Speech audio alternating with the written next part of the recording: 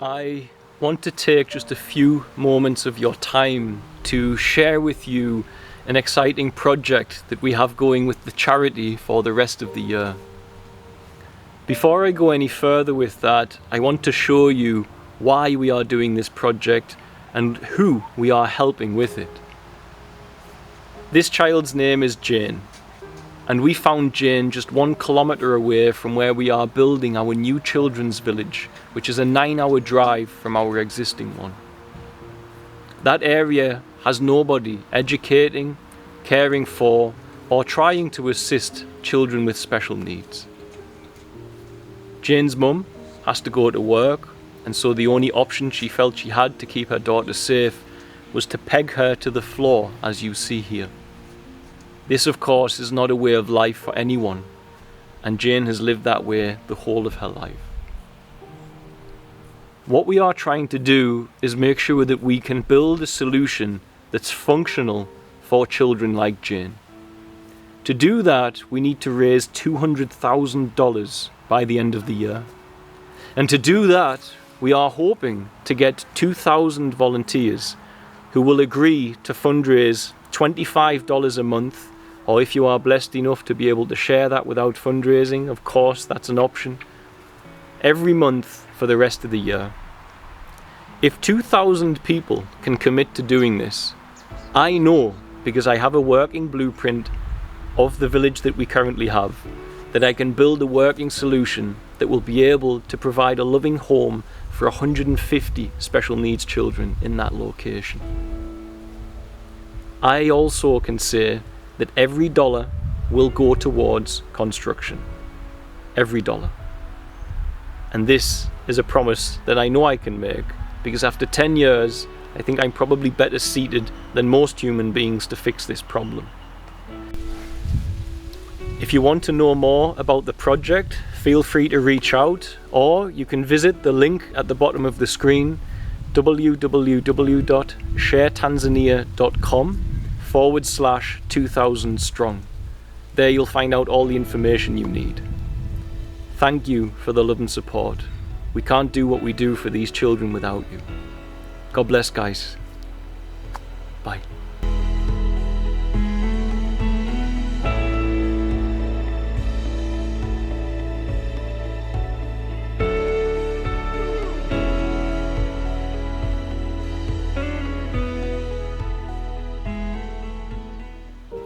Technology in your body has you becoming a generator of fear by tricking you into fearing what you think about the unknown, tricking you into fearing thoughts.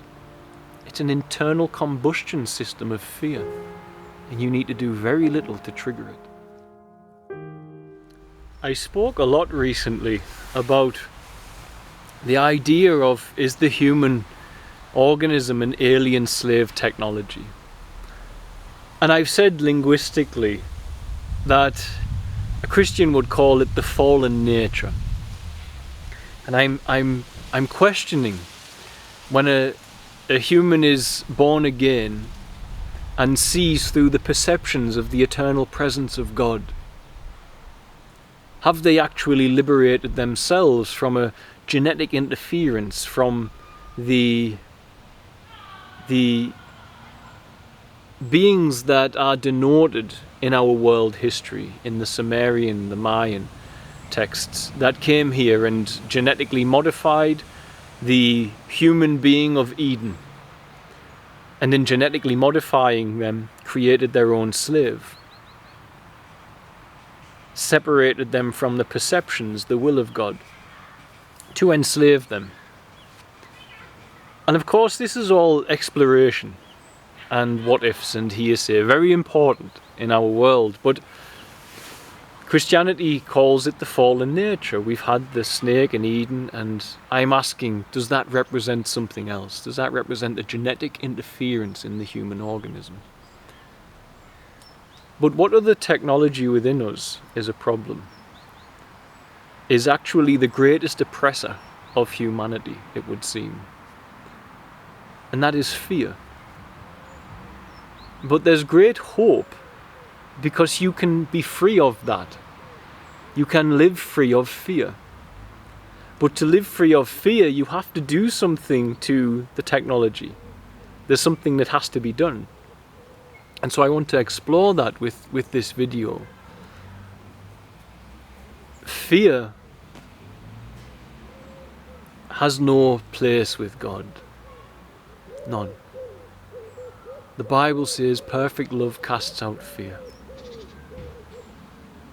It says God has given you a spirit of love and power, not of fear. If fear is present in any time of expression through the human organism that you are, God's not there. Now let us first define fear. I'm not talking about an intellectual anatomical response to danger. If I am in the forest and a bear comes and it's going to attack me, I'll get dopamine, I'll feel anxious, there'll be some element of fear, and I'm reacting through the danger of the moment. This is not the fear we reference. This is an intellectual response to danger here and now. I'm talking about the fear of the mind.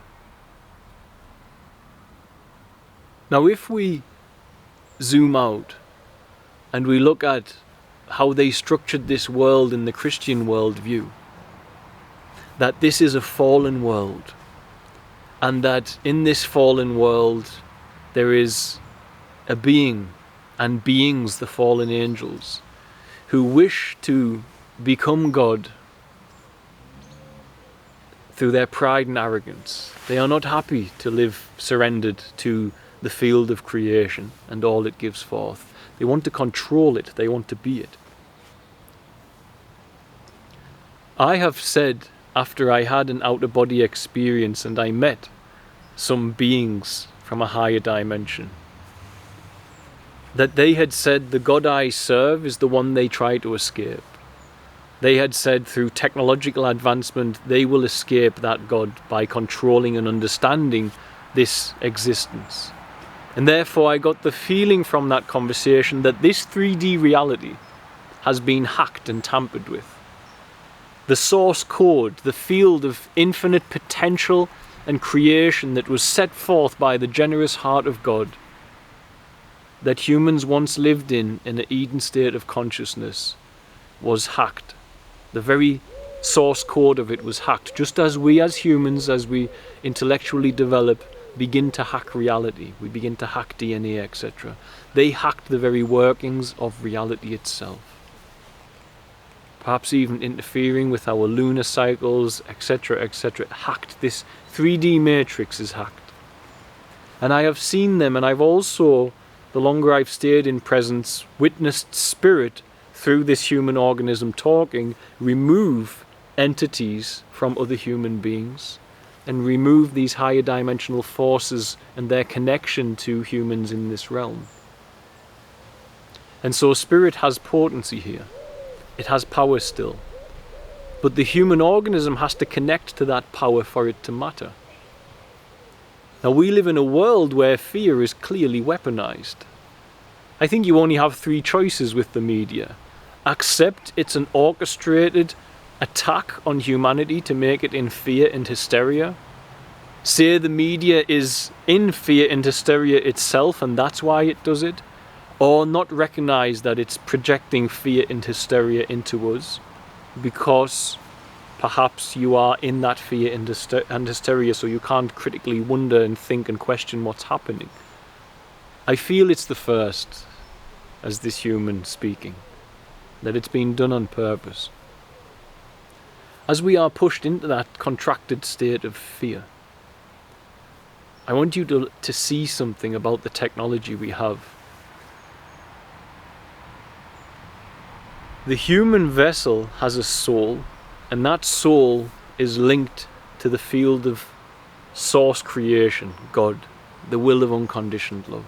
It's connected. When we,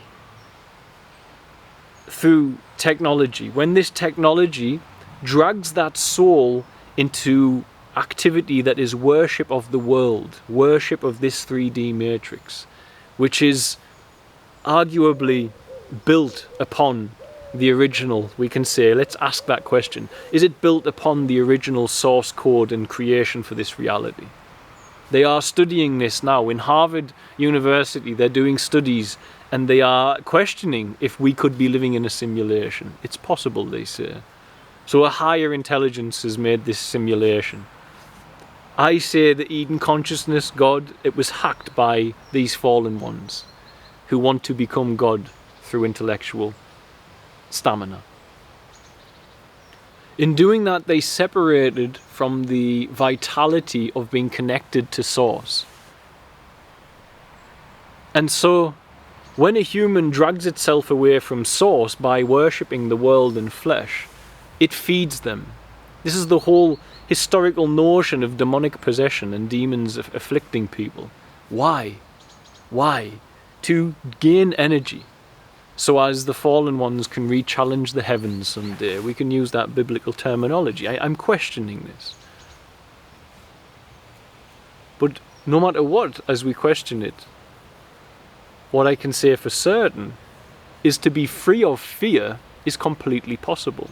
So whatever linguistic framework you want to put it in, freedom of fear is possible. And therefore, perhaps it doesn't matter how you frame it. What matters is we need to be free of fear. Now, these interferers, architects of the technology of the body, the slave technology, the slave realm that we have wound up in here, we can say, that's tampered with. It's still beautiful. It's full of God's glory and creation, and the connectivity to presence is there. But there's clearly a problem. There's clearly a problem with humans. We see it. We struggle with selfishness and pleasure addiction, etc., etc. And it doesn't make us feel good and whole. We have a space of wholeness and joy that is outside of that. And somehow it arises when we don't connect with sight and we connect with that element of faith, the higher dimension.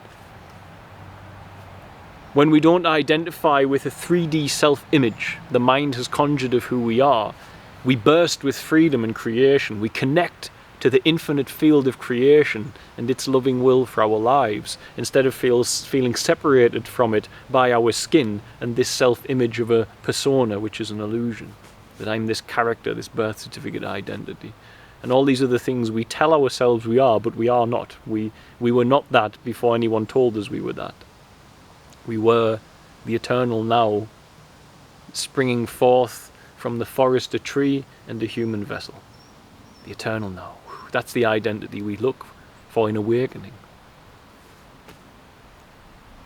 In this realm, you have humans in this slave technology. Now, what if the enslavement was not purely just about controlling the anatomical? What if it's about energy? What if it's about generating energy? And what if the energy that needs to be generated is that which is friction against the state that Yeshua pointed at, the state of rejoicing in your suffering, the state of knowing the wholeness and presence of God, and the rejoicing of that? For his Father's kingdom is not of this world, it's of another dimension. Knowing that is the whole state of Eden. The fallen state seems to produce an energy which separates from that, a friction of it.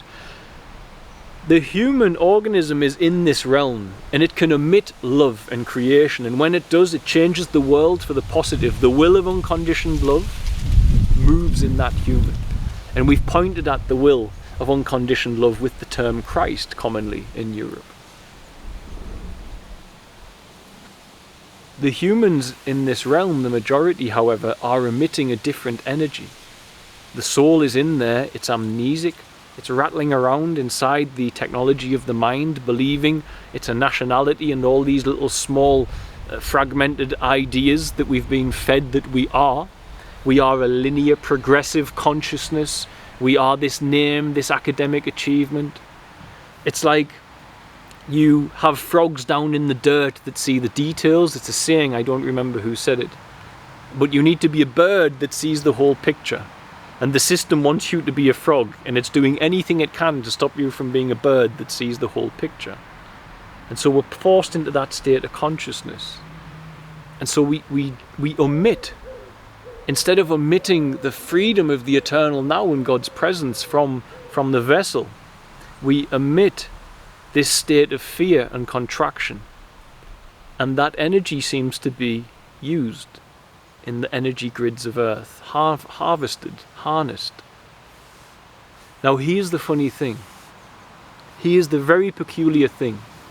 The majority of humans who are emitting psychological fear, not fear of a clear and present danger, psychological fear. What they fear is the unknown. And the media suggests what of the unknown they should fear, but it leaves it still, that they will fear the unknown. The media comes in and it says there may be a nuclear war, and then people are left with that fear of the unknown, but in the paradigm of disaster, a nuclear war potentially. Now you have to slow right down, because the technology's caught you here. And that technology of thought, it's a very tricky thing. But slow right down. That technology has captured you. Look at it. The unknown. It's not known. It's not known. How can you fear it? How can you fear something that is not known? And yet we do. Because if you slow right down again, what happens is the human organism thinks about the unknown. And what happens is you begin to fear what you think about the unknown. You fear what you think about the unknown. That means if you slow down again, the human organism is being suggested by the media and the events to generate fear and emit fear and a contracted vibration, which disables their power to connect with the all and the presence of creation and the will of unconditioned love.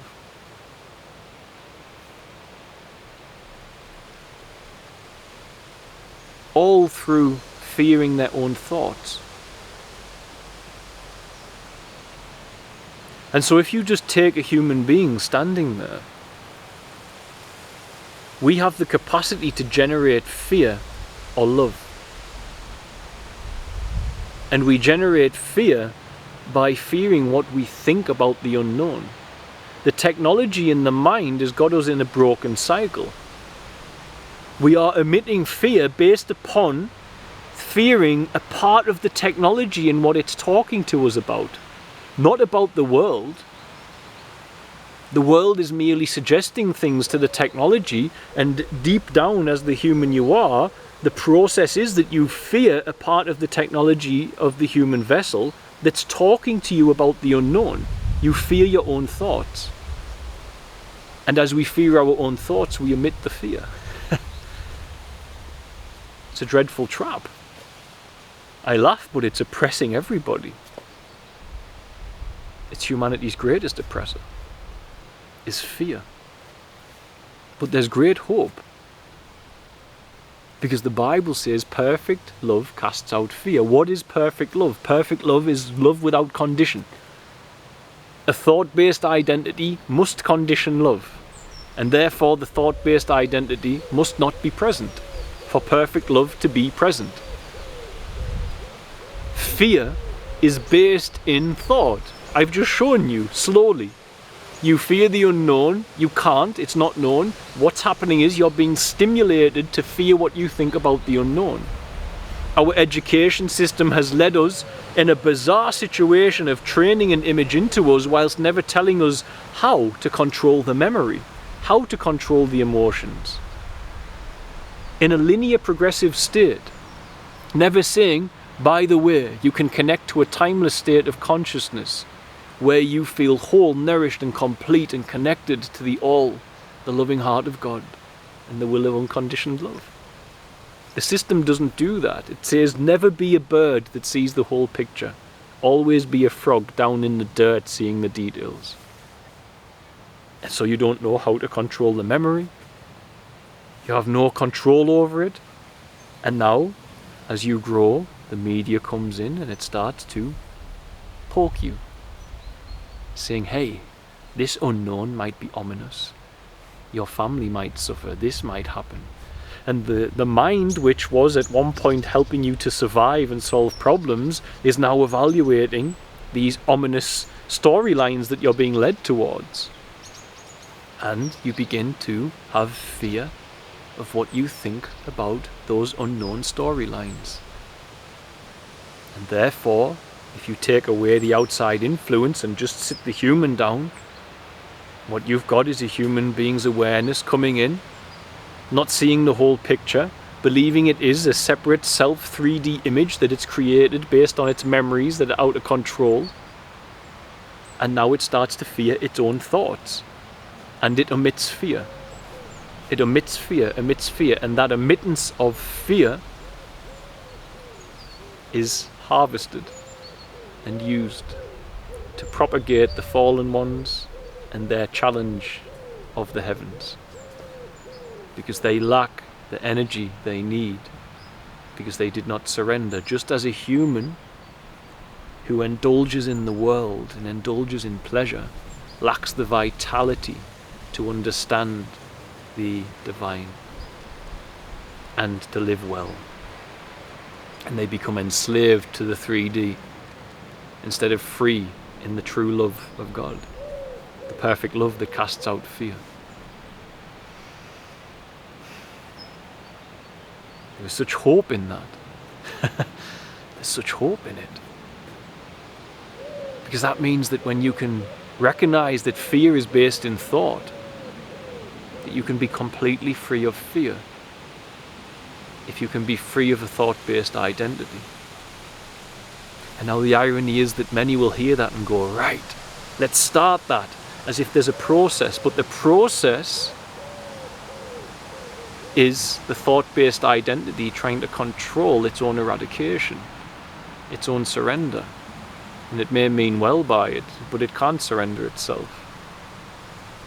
You see, the thought-based identity can't do that. It's why we have humans that begin to awaken. They see the system, they say this is corrupt, it's not right. But before they continue that expansion and recognize the way the mind works, the technology of the vessel quickly builds a new self-image. The first self-image fell apart. The Englishman, the national identity, whatever else, it fell apart. The doctor, whatever you're holding as a self-image in the mind, it drops apart through whatever reason. And you get this gap where you see reality. And all of a sudden you see reality and you see injustice. And your immediate reaction is to engage that part of the technology that generates a self-image. And people start sharing.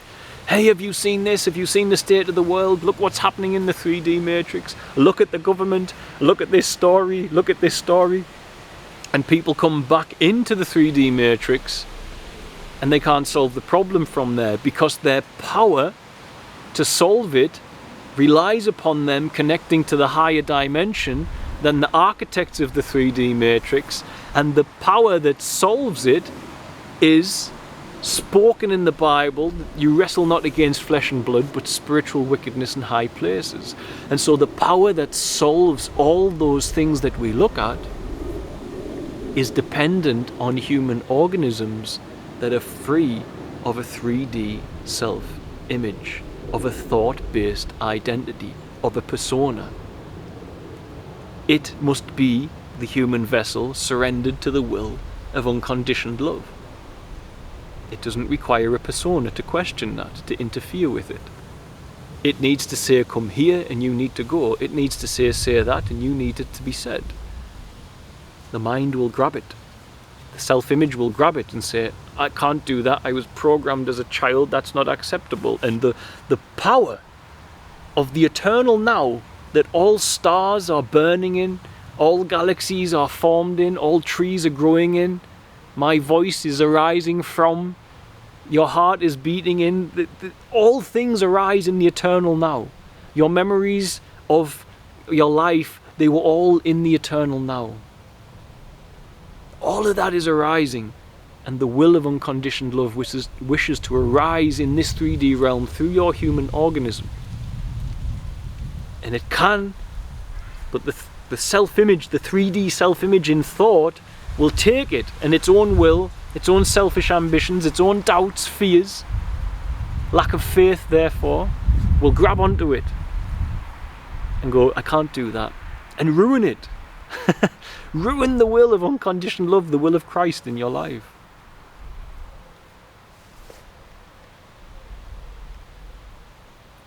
Technology in your body has you becoming a generator of fear by tricking you into fearing what you think about the unknown, tricking you into fearing thoughts. It's an internal combustion system of fear, and you need to do very little to trigger it. But you can be free of it. Completely free. And there, the truth will be born, that God has given you a spirit of love and power, not of fear. And this is the problem. Those who hear those teachings have been told, whilst still in a thought-based identity, that they are reborn, and they add it on. Yeshua was saying, be born free of that technology that gives you a thought-based identity. Be born free of it. Back to Eden, where that which animates your intelligence and the activity of your body, therefore, is the will of unconditioned love. Not the will of a thought-based identity inside the mind whose perceptions are purely based on the 3D matrix. And therefore you walk by faith, not sight.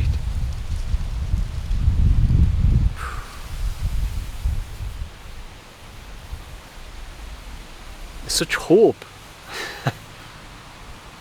Fear is being used to control us, and there's a way for us to have no more fear.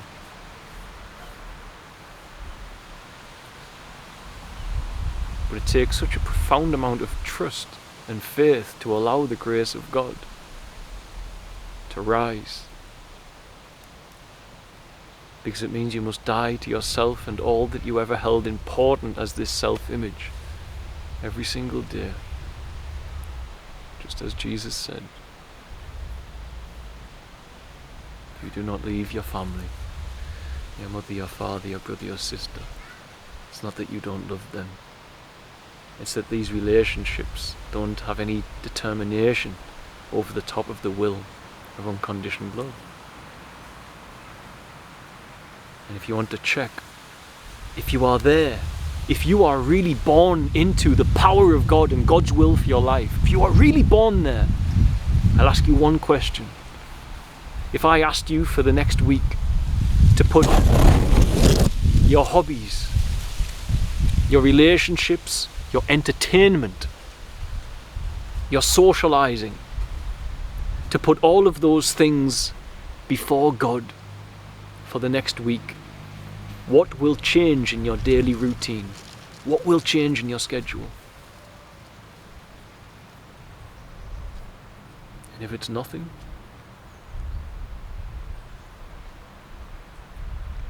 something for you to explore.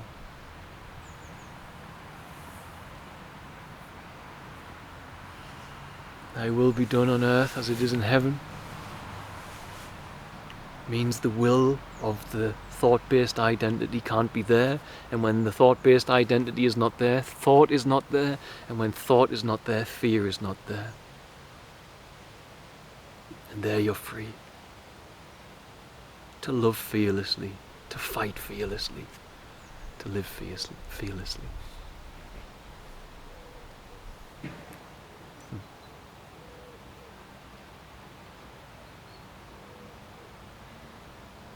That was all. I love you all. Be well.